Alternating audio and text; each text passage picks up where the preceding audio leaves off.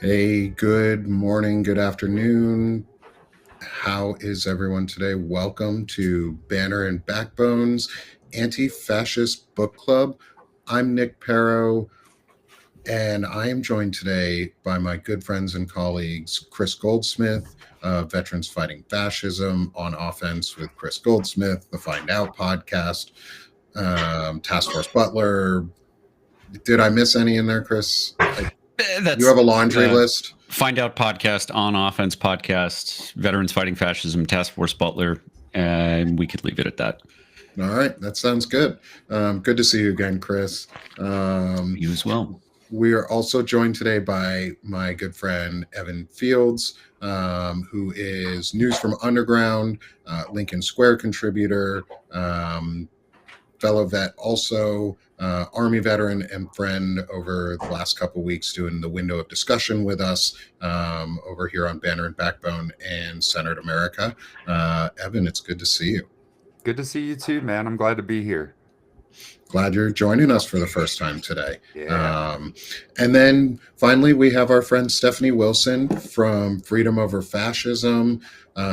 She's also supporting Banner and Backbone, as always, on our anti-fascist book clubs. You've been here for a while with us.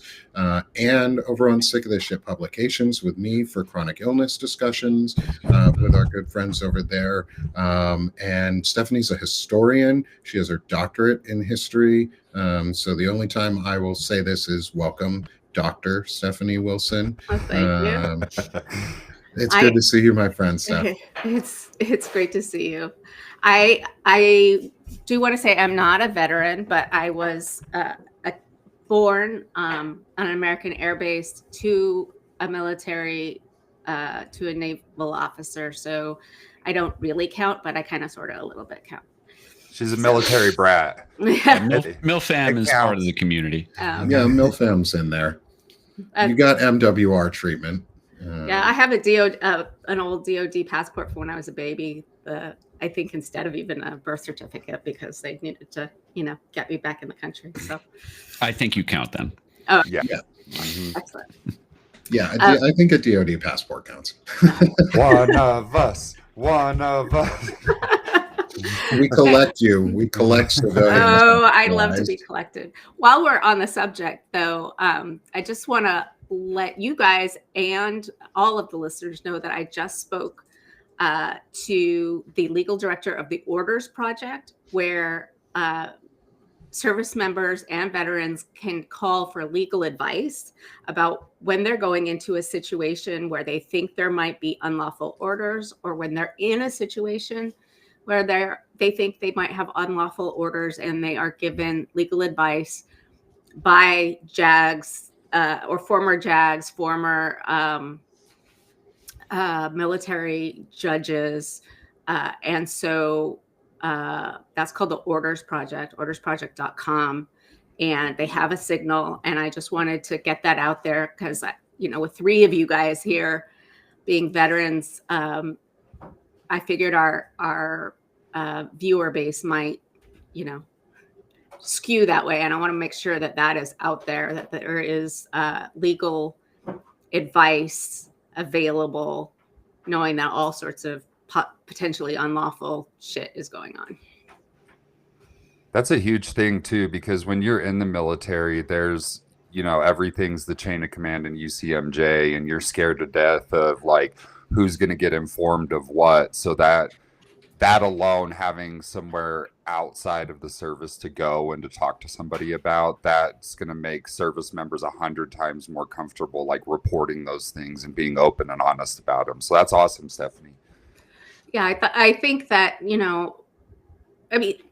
he said, the default is to follow your orders, mm-hmm.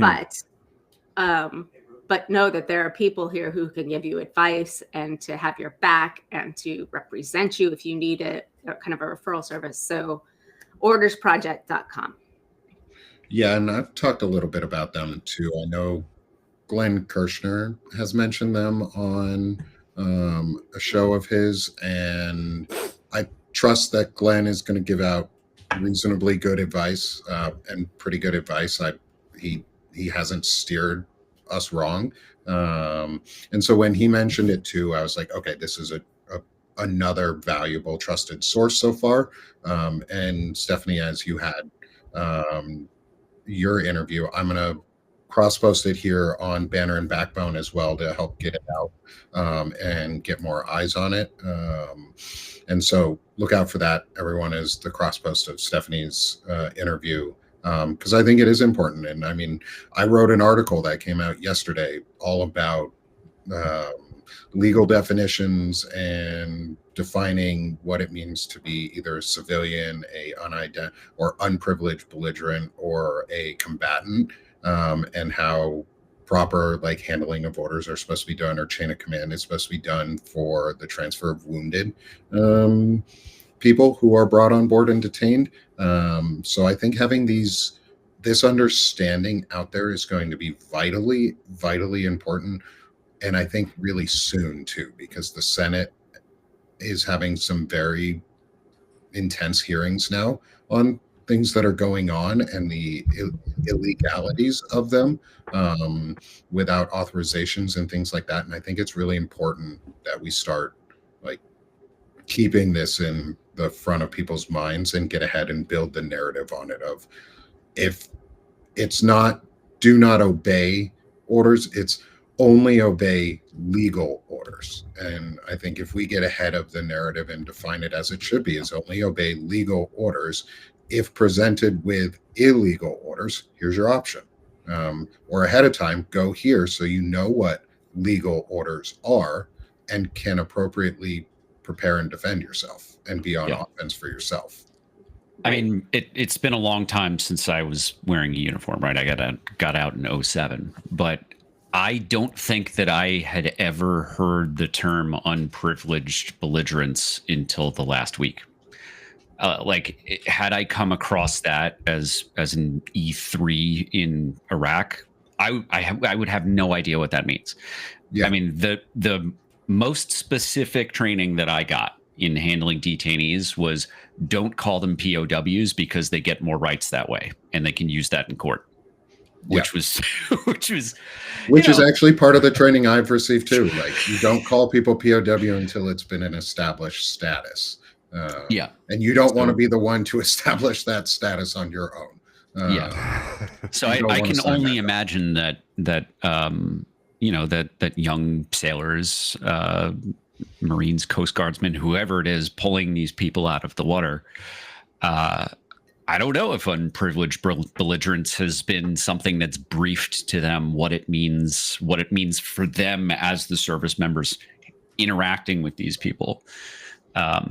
I imagine not much has changed since I left, but who knows? I think, to be honest, I think that would be a failure of leadership if these terms are not being taught, and these classifications and qualifications of people and the status difference between people, because that's literally the law of war.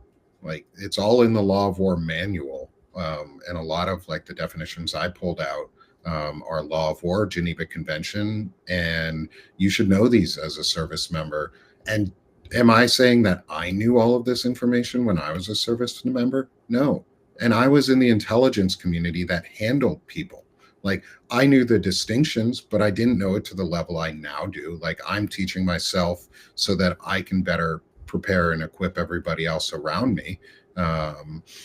And we need service members to know these distinctions because, like I say in my article, it's a legal gray area, but it should not be the legal gray area, and is not by law the legal gray area for a single service member to have to decide as a field operator, as someone who's in a position where you're making moment by moment choices. That's a command decision on who should be considered legal combatants versus not. And then blurring the lines of, are we even in an armed conflict right now? Are we legally authorized to be doing what we're doing? Mm-hmm. How does the presumption of innocence fit into that? Because there's the presumption of civilian status, which I bet most service members don't know either, is that you're presumed civilian until proven otherwise, and you have to meet certain criteria to be considered a combatant of a recognized armed forces. Right. And Then you have the mixed combatants where they wear civilian clothes. Right. And we saw that in Iraq and Afghanistan. We see that in Ukraine and Russia. We see that in every modern war now is people don't wear uniforms anymore because there's not standing armies in every country. And well, and also they want to be able to, melt back into the population without being found. There's and also how do you manage that as a service member without clear and defined? This is where rules of engagement come in. This is where they're like having clear and defined rules of engagement are really important. We don't have those. Like, what the fuck are the rules of engagement right now for Venezuela and the Caribbean other than kill them all was vibes. Possibly reported. And that's the vibes of it, if not the actual like legal words he's used. Yeah. So one of my favorite historians, Tad Sturmer, who was a guest on my first episode of On Offense, by the way, he did a video today on, asking for people to think about the fact that there's a big uproar about the second strike. Very, very clearly illegal. But we shouldn't concede the ground that is questioning whether the first strike was legal. I'm not a lawyer, but from my perspective, I don't think that we are in an armed conflict. I don't think that a boat that is apparently not carrying any weapons, that can't make it to the United States and that can't cause any harm to U.S. forces, I don't think that it is justified to hit them with a missile, period. So I hope that as the Senate and House convene these hearings, we are asking serious questions about the first strike on every one of these boats, because I believe that the first strikes are murder too. Right. And I heard somebody who was former Navy SEAL, maybe it's the guy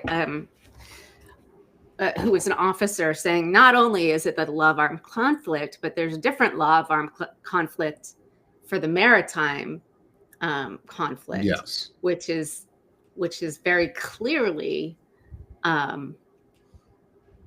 it's much more clear about who's a combatant and who isn't in a maritime scenario. So yeah, and I haven't looked specifically into the maritime law, which somebody also commented on my article, was like, hey, can you also expand into the maritime? That would be really good to have. And my response is yes, I will do that. It's not extra homework.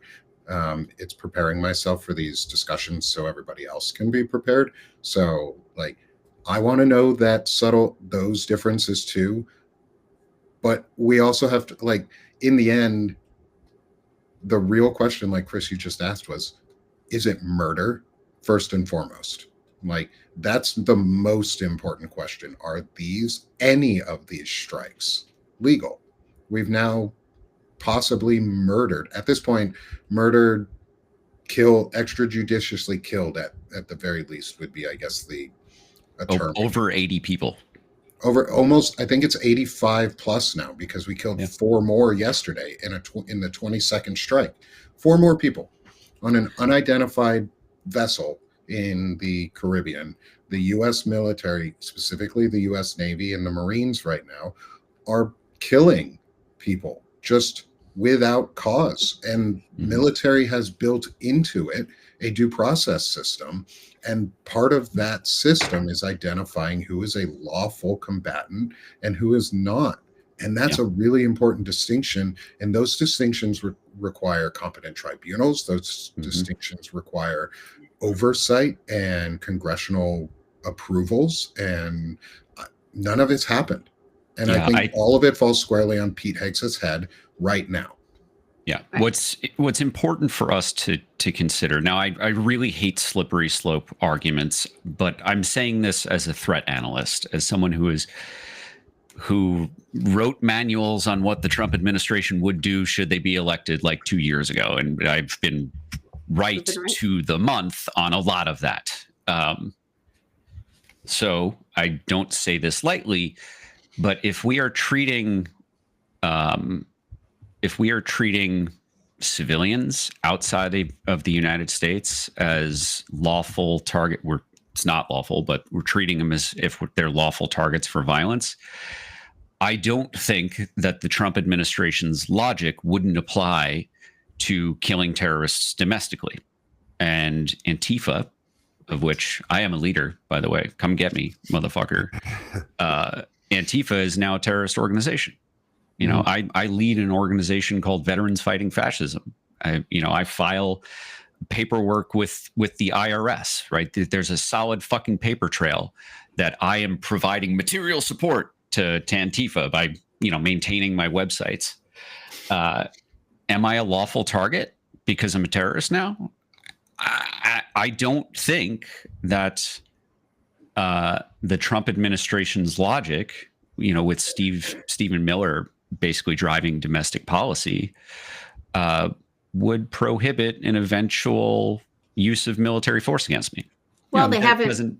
Doesn't mean a missile strike in the middle of New York, but it might mean a helicopter going into the middle of Chicago and dropping, or drones flying over Norfolk, Virginia, and tracking everybody's movements every single moment of the day, and not having proven like FAA flight plans or approvals or data handling policies. If you're the police department of Norfolk, Virginia, I'm calling you motherfuckers out because you didn't have a data handling policy in place before you installed flock safety cameras all over your city.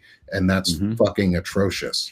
Like, and so like, this really does tie in a lot too with the final chapters of today, of On Tyranny. So for those who might not be or are new here, this is the Anti-Fascist Book Club. So, hey, I'm anti-fascism. Like, come at me, bro. I'm never going to change my mind. Fascism sucks. Well, I'm all for freedom over fascism, so it puts me in the same club too. And if I can be a leader, I'm all over that. I want to be a leader of something. At least this might get our names in the history book somehow. I don't know how, but yes. It's really next to Zouhari, like.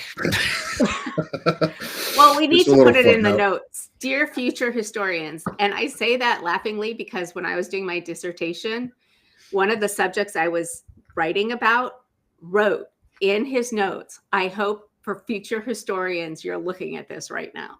And so, someone's got to do it then. Stephanie, as a historian, I hope you're doing that, being like, hey, future younger generations, look at my shit. It's good. It's worth reading. And I think, Evan, you're the only one safe so far because yours is news from underground. So, but then again, maybe the Underground Railroad, they'll tie that to that. And, I'm on the edge. They'll get me sooner or later. One thing that I wanted to point out about your piece yesterday real quick, Nick, is you mentioned that before we get into everything, you mentioned the importance of like sailors and members of the Navy, members of the military, knowing these things, being able to distinguish unidentified belligerents and things like that.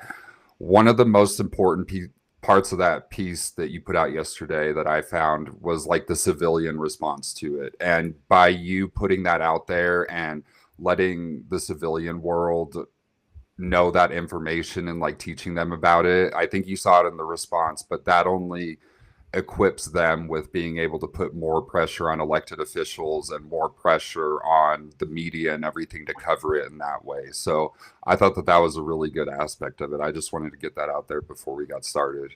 Thanks. I'm glad. And I have noticed that is the feedback on like, oh, thank you for putting this out. This is important.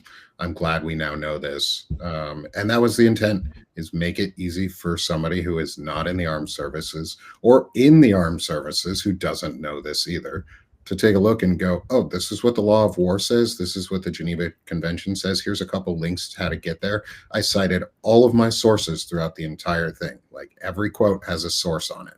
So just that forewarning, though, however, is the law of war does not allow for like direct source quoting to the exact page. So I will see if I can make those clearer. So it says like page number and like chapter numbers or something, so you can more easily get to it. And part of the reason I wrote it too is because in this in what we're talking about today for On Tyranny, chapter 18 is Become When the Unthinkable Arrives. And that's a terrorist attack. And that means some sort of terror management, because I'll read what Timothy Snyder said to open the chapter is modern tyranny is terror management. When the terrorist attack comes, remember that authoritarians exploit such events in order to consolidate power. The sudden disaster that requires the end of checks and balances, the dissolution of opposition parties, the suspension of freedom of expression, the right to a fair trial, and so on, is the oldest trick in the Hitlerian book. Do not fall for it. And I think he used the Reichstag fire as an example in that chapter, right? Yeah. Yeah. And the Reichstag fire is the first thing he talks about in the chapter. He says the Reichstag fire was the moment when Hitler's government, which came to power mainly through democratic means, became the menacingly prominent Nazi regime. It is the archetype of terror management. And I think we've seen like micro events that were attempts of terror management. I'm going to say Charlie Kirk's assassination would be a micro attempt at sparking terrorism. The recent shooting of two National Guards members in D.C. Would be a micro event to try and assassination attempt. Yeah, any of the Trump assassination attempts, anything like that. Like, I think those are micro events, but I think we're leading up to, say, a USS Cole style event where the Navy has a attack on one of its vessels in the Caribbean, either because the US paid for it to happen, which is one leaked event from, or one possible situation that may have already occurred, or it just happens on its own, and it gets overblown because, we've been wagging the dog by killing 85 people in the Caribbean Ocean. Like, at some point, the US would have done it after one. Like, so what are we have to manage what that expectation is going to look like, because they're talking about openly invading Venezuela now. And I think that's a really disturbing next step to the suspension of freedoms here back at home. They don't have any coherent reason, but I've thought for a long time that this, and that's because, they've said it out loud, this is an expansionist regime. They want to expand the power of the United States or Russia or whoever they're answering to. So whether it's Greenland or Canada or Panama or now Venezuela, it's not at all,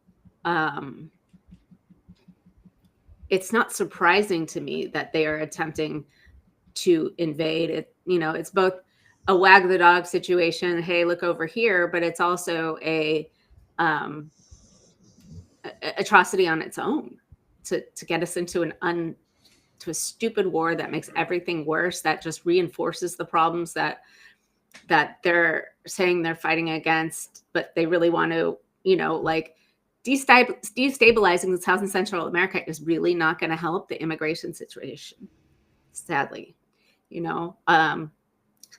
The whole drug situation, fentanyl is not produced in Venezuela at all, zero. So it's just, we all know this. Me saying it again isn't going to convince anybody here that wasn't already convinced. But the point I want to make is that the unthinkable has actually already arrived, and we're a little bit inured to it. Which, that thing, we're not waiting. Snyder mentions, like, in it, I took a couple notes on these last 3 chapters, and he talks about how Snyder warns that emergencies are when democracy is most vulnerable.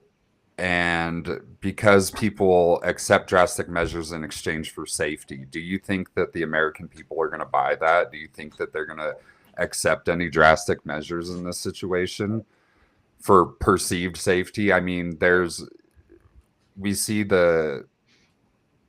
already the uproar about the boat strikes and everything. Do you think the American people are even going to buy it? It depends. It depends on the perceived threat.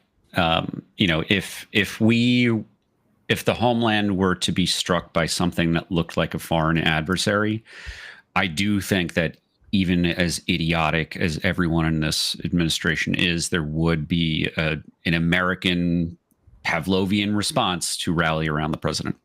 You know, but with that said, despite the attempted sabotage, we still have a functioning national security and intelligence apparatus. So I don't think that something like that is imminent or even likely.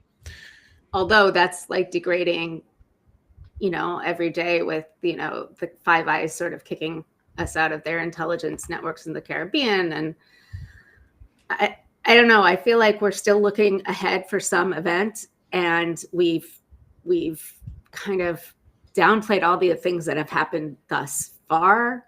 The question, will it matter? Well, I mean, will the American people stand for it? Well, my question is, does it matter? Like, are we standing for Trump? No. But does it matter? Well, they have all of the levers of power in the federal government. So, you know, without voting ourselves out of it or figuring out a workaround in federalism with different states, or having a real civil war, like, what difference does it really make? What is the American people standing for something or not standing for something? Mm-hmm. Yeah, I think that's a good point. I mean, we do have ICE kidnapping people. You know, we have what is effectively and literally a secret police force, kidnapping people without warrants, using violence without any accountability whatsoever. So you're right, Stephanie. Like, we have already passed that point where we're already experiencing authoritarianism. It's not coming. It's very definitely here, and people are already getting hurt and getting disappeared. I guess the question is, what type of event would it take for the average American to be willing to be uncomfortable? That is the biggest thing for me. Like, I reflect on my time as a young soldier coming home from Iraq. I felt so disconnected from my country, not because, you know, iPhones had advanced in the year of 2005 that I was gone, but because I came home and realized that nobody gave a shit.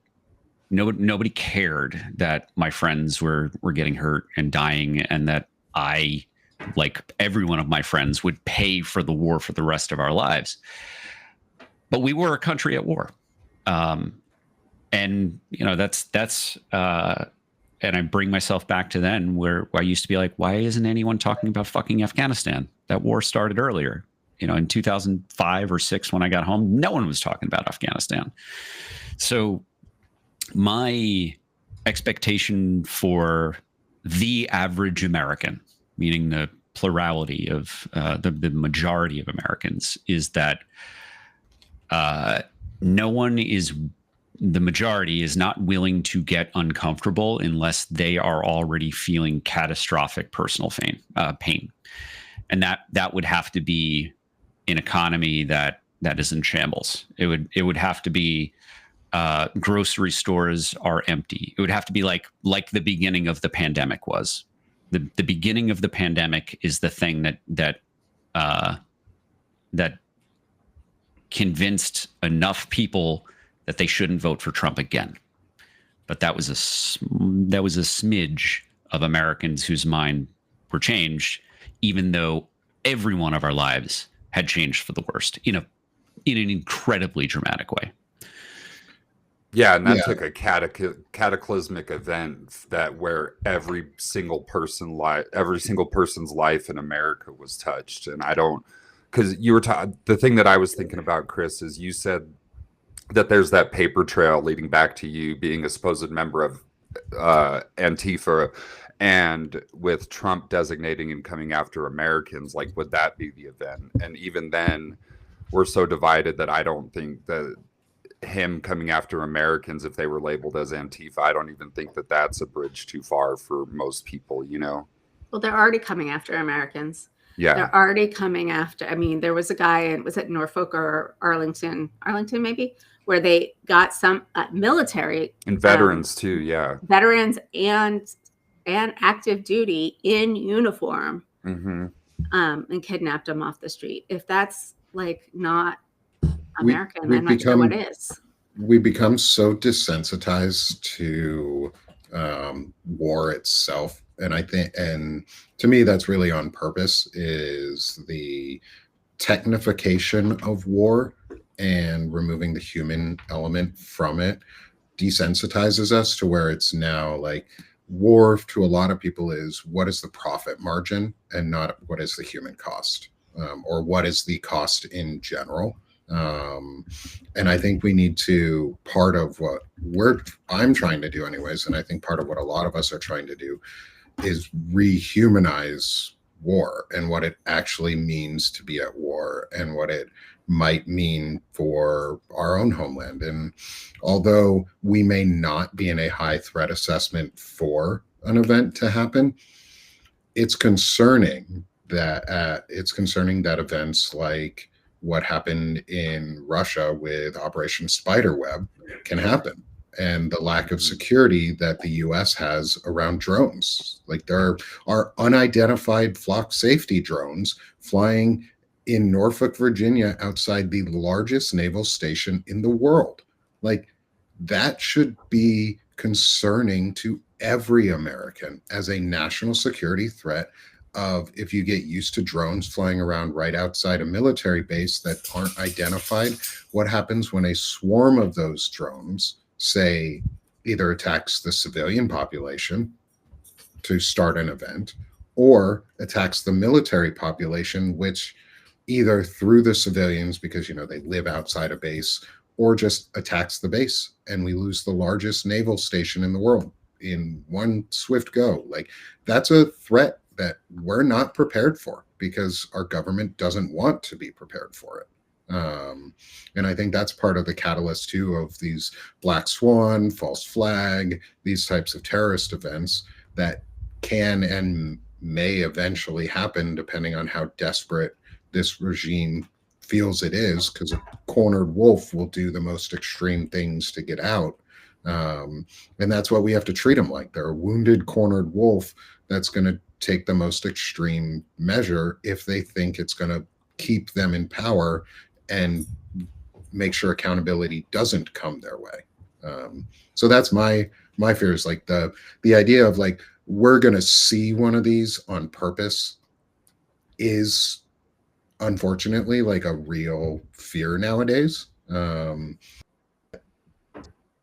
Yeah, I think one of the things that is at least somewhat likely is more likely than not is these kind of like so-called meme shooters, these self-radicalized incel types who, have gone down this like Telegram neo-Nazi pipeline, and their objective is not political in the sense that most people associate with the word politics.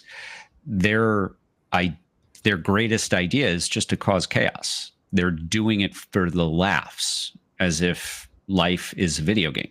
I mean, that is a very simplified version, but that kind of explains to the layperson, I think, the ideology that we're dealing with. People who are like Joker from the Batman. I saw somebody's reporting called them assassin influencers, like they're all trying to one up each other and things like that. Yeah, and the goal is not to win anything, right? It's not to advance an ideology. It's just to get a laugh, and that's the sick, sad truth. And that type of attack, could hit either side, either political side in the traditional sense, and it could be exploited by the Trump administration. So thinking on being like either political side, a majority of right-wing violence, a majority of the political violence in this country is committed by people on the right wing, or who would identify as either right-wing or in nature, nowadays we talk a lot, or people are starting to talk a lot about red pill and black pill movements and the nihilist movements of Nick Fuentes and folks like that, is what happens if it, because are they, in your understandings or your views from history and your and different perspectives, is it more likely that they will continue hurting their own that are breaking away and are causing really big fissures to possibly happen? Say Marjorie Taylor Greene, Rand Nancy Paul, Mace, there's rumors about Nancy Mace, Thomas Massey, folks like that. Is it more likely that they would be the target of these types of events compared to Democratic lawmakers? Because I think if you see a Democratic lawmaker who is not, say, super actively against the regime, all of a sudden get assassinated, I think that would galvanize. Or like if Mark Kelly were to have Kelly maybe, but okay, I think it's a yes and, because Democratic lawmakers in Michigan were targeted, were assassinated, and Josh Shapiro's house, the governor's mansion in Pennsylvania, was firebombed, and it didn't galvanize. I think it would have been different had Governor Shapiro actually been home. I think that would have had a very much larger galvanizing impact because of the idea of anti-Semitism. And if you didn't support it, they would have galvanized on that. Anyone from any side. Yeah. I think there are layers to the Republican fissures, and I don't know that we know what's going to happen. Is Marjorie Taylor Greene like taking her bat and ball and going home, or is she starting a new movement that will, once Trump dies, that might want another avatar of hatred, whereas JD Vance is just a technocratic, evil little shit. So and you could quote me that on gets that. left in group chats by himself. Such a fucking loser. He's the one everyone mutes and blocks when they just send stuff, and you're like, yeah, we don't want to hear you. Yeah. So I don't know. I think it's a lot of yes and. Like, things have already happened that haven't really caused a movement, but if it were Mark Kelly, would it be different? Very possibly. He's the closest thing that we have right now to an American hero, like a Captain America, which actually should be, like, now that I think about it, that's like some really good, like, parallel shit that somebody should be doing for his candidacies, right?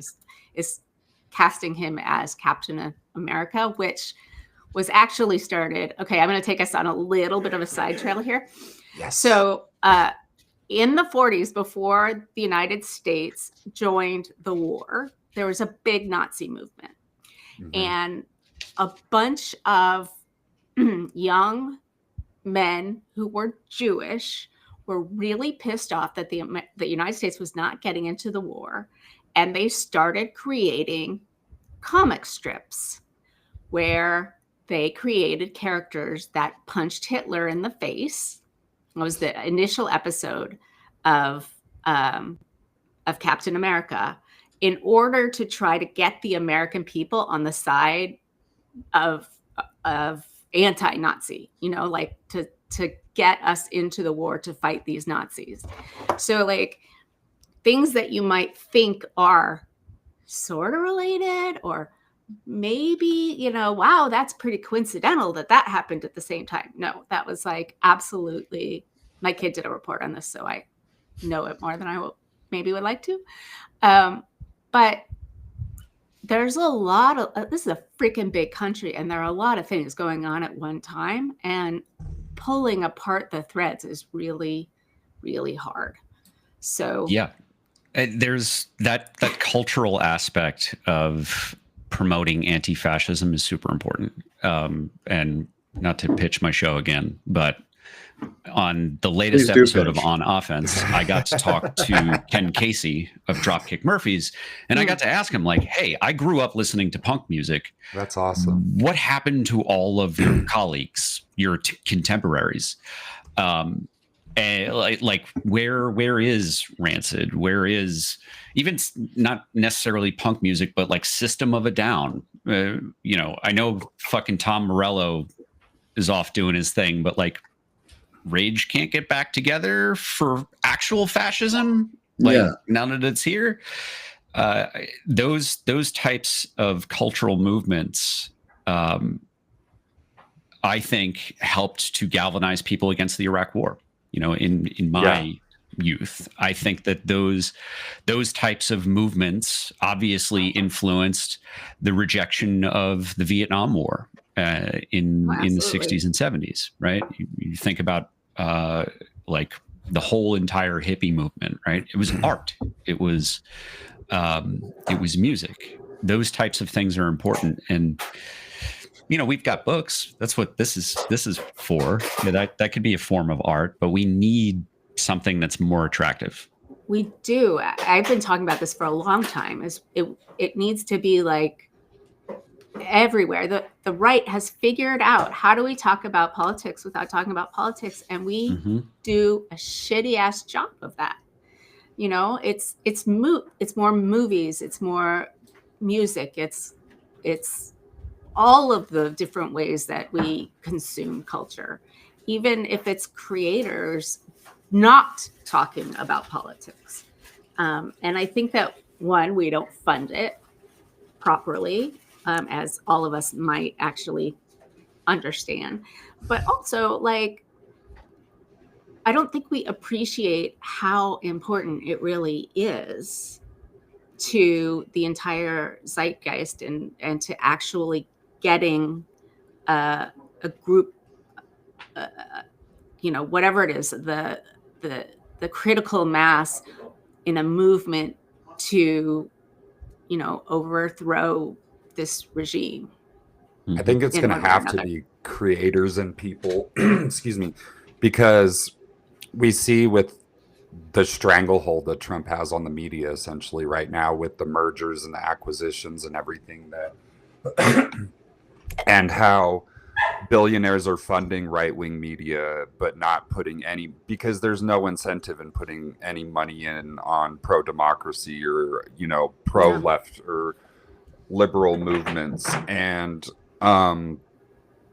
so I don't think that we're going to get any movies made or TV shows or anything like that anytime soon that are going to make any major cultural shifts. So I think it's really important for, I mean, you guys are all doing the work and everything, but it's important for more people to take the step to become a creator or to put their voice out there. And in other avenues besides just doing lives and talking and stuff, like Stephanie said, just creating skits or anything, making fun of it, making fun of fascism and things like that. If those take off and those go viral, then that sort of starts to put a chip in the armor, you know? Yeah, like if you know how to like make a newer version of what would have been an old Flash website that just like plays fun propaganda basically for pro-democracy, people will follow it. People will look at stuff like that because they want to have joy. Like, we need, Eric in our chat said, and I was going to bring it up anyways, was we need music, art, we need just general creativity, because the problem is pro-democracy became boring and we're self-righteous and tight and political. You needed a PhD. Nothing against PhDs, but you needed a PhD to understand it. You had to be a constitutional scholar to understand the Constitution and what it means.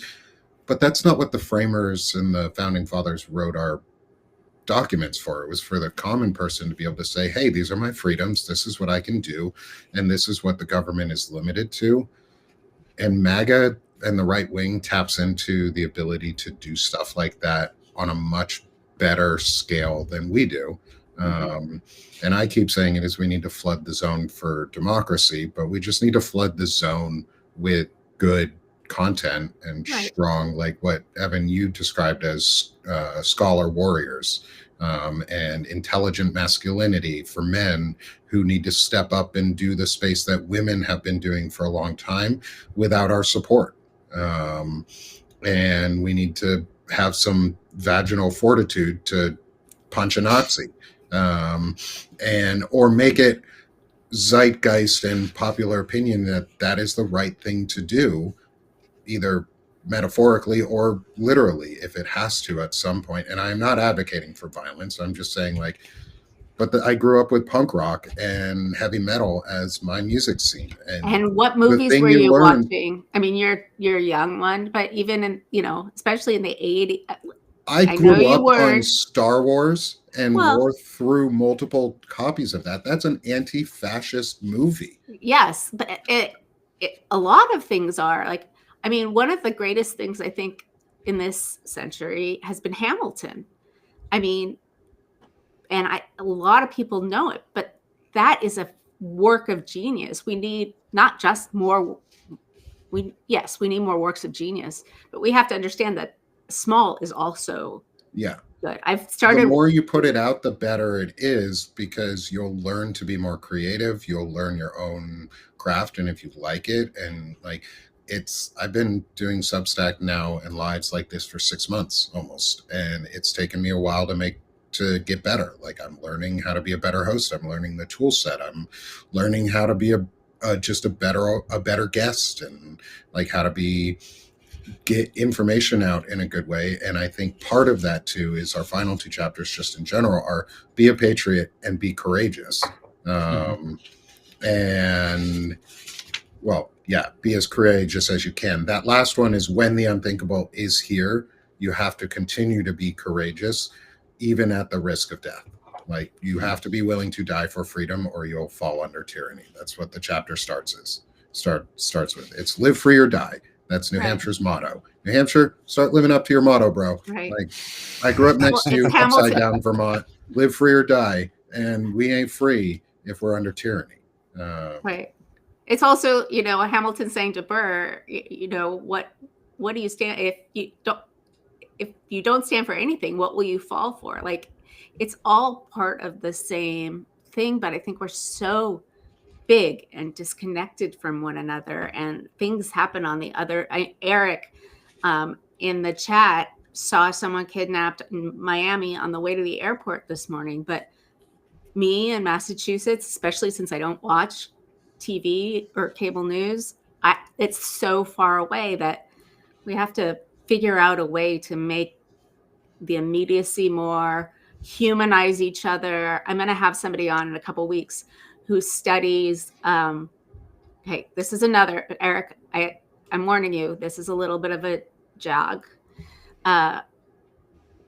In the 1950s, the United States paid for a lot of cultural production of like Christmas movies that made Christmas this anodyne thing, this, you know, Mr. Smith Goes to Washington, and, you know, all of these things that, along with John Wayne, all sorts of things, was entirely purposeful. And I'm having someone on in a couple of weeks who will talk about that. She just wrote a book on it. And we're not doing that anymore. And the other side is. And I think if we do it, it's almost accidental. Oh, someone's dog is being protective. Nick's safe, everybody. I'm safe. Nobody's come in. Don't worry. Well, nobody bad has come. Yeah. No, I totally agree, Chris. And how do we wrap this into being a patriot and teaching people that what this is doing, like what we're doing right now, is patriotic, and it makes you, it helps make you a patriot, and it is courageous to do this. Like, how do we help show other people and convince other people to step out and do it with us? Chris? I mean, the Anti-Fascist Book Club was born. The idea was born just over a year ago. Just after the election, a lot of people were asking me, because I studied the far right forever, you know, should I read? What should I expect out of the Trump administration? So I came up with a list of 5 essentials to help people understand what we were going to be in for. I didn't expect for that video to go viral. It got like 1 million views, and people started writing me and saying like, hey, I'm starting my own book club. Could you give us a bigger list? Could you tell us what to do? So I just wrote an instruction manual. So anyone can access it. It's on my nonprofit's website, veteransfightingfascism.org. Basically, the entire website is dedicated to promoting the Anti-Fascist Book Club. The idea here, and we're doing this digitally because we have a national audience. But the idea here is to help people have an excuse to organize locally, right? So this list of books and the instruction manuals on, what sections to read and what questions to ask your group to get conversation started, I was very deliberate in making the guideline only 6 meetings long, because I know that if you get people together in the same space 6 times, you don't need Chris Goldsmith anymore. You will have your unit. You will be able to fight fascism in your backyard. And what does that look like in your backyard? It means stopping Moms for Liberty from banning books. And you could do that. It doesn't take a tremendous amount of bravery to show up at a school board meeting and just have your voice heard at the local level. That's not to say it's always 100% safe, right? Yeah. Some maniacs do show up to those things, but you have to hold the ground for democracy. You have to go on offense against all of these fascists who are implementing fascist policies in your local town, when most people don't even realize that this is going on, this organized fascist effort. Yeah, I think putting it out there is a big part of it. Is just put it out there. Be uncomfortable, or be comfortable being uncomfortable in the next years, not just in the next years until this is over. Be comfortable being uncomfortable, because we have to continue getting past this. And it's always uncomfortable to put yourself out there. Like, right. Even now, after 6 months of doing this, I've never done like an in-person live at where I would stand on stage and talk to somebody and like a group of people sitting on stools and stuff and having that. I would be scared to death right now. Instant panic attack. Like instant panic attack. But I can do this right now here, but I'm willing to go and do that and like make that a step of what I do for the media space that I'm in, but also to get my message out and to get the community's message out. Is like, I'm willing to confront that fear and be courageous enough to do it so that this can get out there and it can be heard. And we just take those little bits of courage every day and they add up. Yeah. And Eric said something, and I just want to add something to what you've been saying, Nick, is that all of those things are true. And as Chris says, and the more we do it locally, in person, in community, with each other, and I'm the last person to talk, because when the pandemic started, I was like, oh, I don't have to see anybody. That's amazing. But that's, I think the key is like really actually doing it in your own backyard, whether if you're in a red area, fighting Moms for Liberty, if you're in the blue area, fighting for the state to pick up the slack on SNAP benefits. There's something to do everywhere. Yeah. And I think part of that, go ahead, Evan, before I do the next. I was just going to say, I think Chris made a really good point, is that doing it locally is a really big step that you can make personally. And if you create a book club like Chris was talking about, and I did my master's thesis on access to local public meetings, like municipal meetings and everything. So you don't need those meetings. Everybody's going to have a turn to talk, whether it's 1 minute, 2 minutes, you're going to have access to that meeting. There's other ways to have access to it through like internet and things like that. But if you go and show up to one of those meetings and you take your book club, you don't need a group of 50 people to take over a municipal meeting and make your point heard. You get 5 people and you guys show up and you go back to back to back to back. and you guys are all making the same point to the city council or your town hall or whatever, then that's going to be so effective in them, because they're going to huddle after that and they're going to talk about it and they're going to go, oh, fuck, I don't want to hear from these people again next week. Let's see what we can do to address this a little bit, or even placate them. You're making some form of change, and you can do that with just 5 people. And by starting a book club or reaching out to people, I'm not the best about it because I have my own issues and I'm fucking scared of people and all that. But I mean, I'm with you, Evan. I'm solidarity in my own home, on my own time with you. Exactly. But even if you can't do that, get on here, get on Substack. I get scared to death to get on here and talk to people, but I've never felt better about actually doing it. I've never felt more fulfilled about trying to make sense of things and speak the truth. And other people have responded to it. And I think that that's the way that we do this. You know what I mean? I think, and if you reach out to people, they're so much more kind than you would expect. And they're so much more willing. If somebody else asks them, like, hey, can we talk about this? They're going to go the extra mile to be like, yeah, I've got somebody else to talk about it with too. You know what I mean? And if we do that on a large scale, if you encourage one other person, 2 other people, and then form a group and form a community, like I just started my personal Substack, and then I've met all of you guys through it, and everything's only grown because of that. And I feel like that's the way that the message grows too, you know? And I think part of that, at least for me, is this final closure of our show for today, because we're reaching just about the hour mark, is 2 things. Is one, we finished On Tyranny. Today was our final discussion for On Tyranny for Timothy Snyder's book. So we're going to start our next reading next week, which I'll announce here, which is Strongman Mussolini to the Present by Ruth Ben-Ghiat. I think it's also the next one on the book club's list. Unlike the book club, we don't do it all in a week to read and then discuss the single book in a week. It's taken us a bit to go through this one because the more information we can arm everyone with in smaller consumable chunks, probably the better. It's also more consumable for us. Yeah. Right? Like, yeah. There's so many books to read out there, you know? Yeah. And why would I want to rush through all the books? Like, I want to make sure that we get the information out so that people know the truth and have solid facts. And this is where I get to promote everybody else here too, and myself, but this is where I get to promote everybody else and help build that community so people's voices do continue to get out more and shared with different audiences. So step 1, come support Banner and Backbone.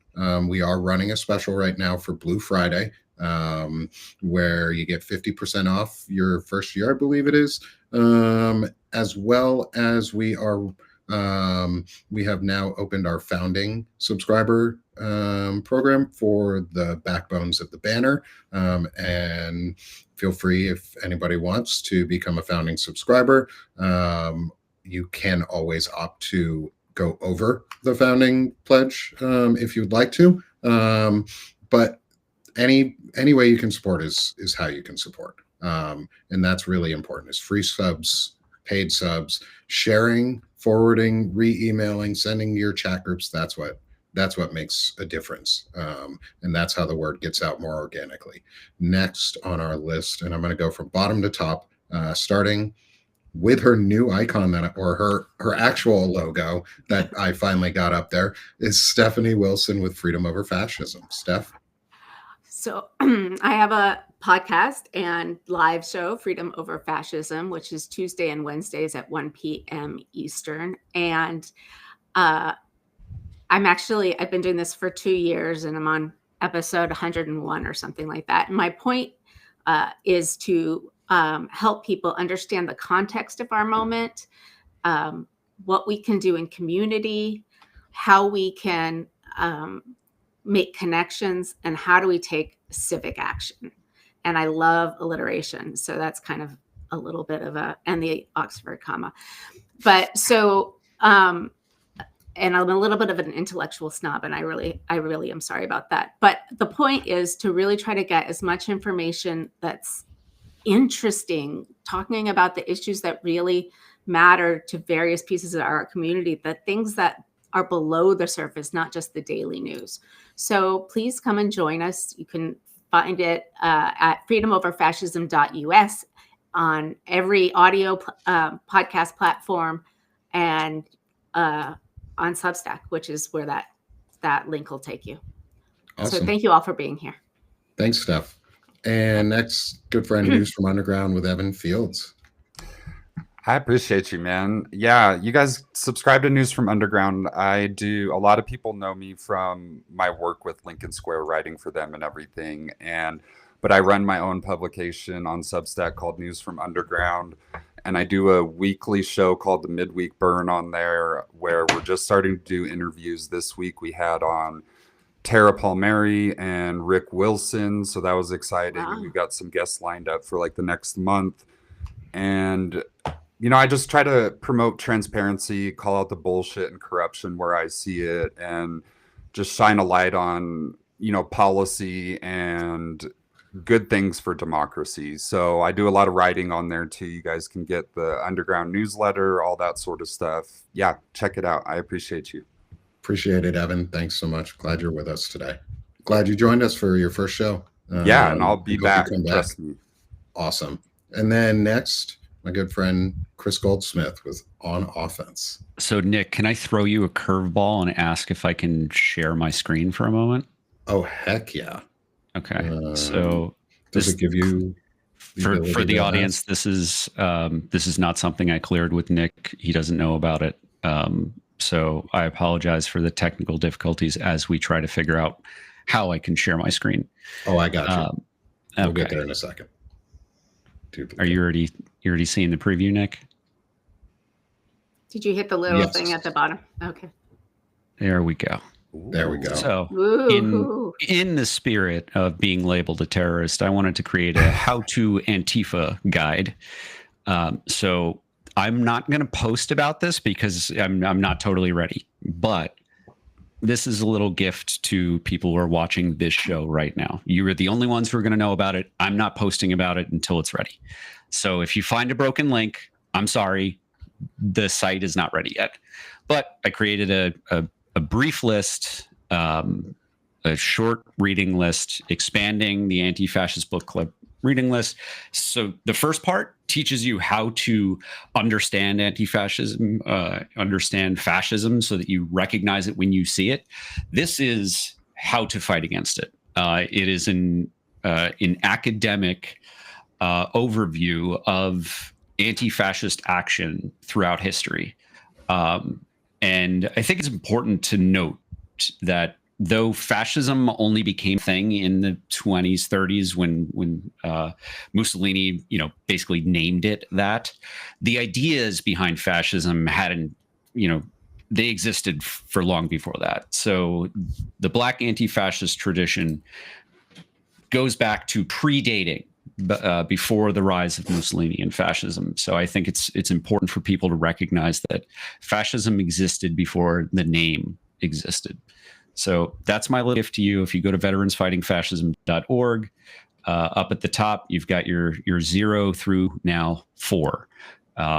Again, the website might be a little broken. I apologize. No one knows about this except for you right now.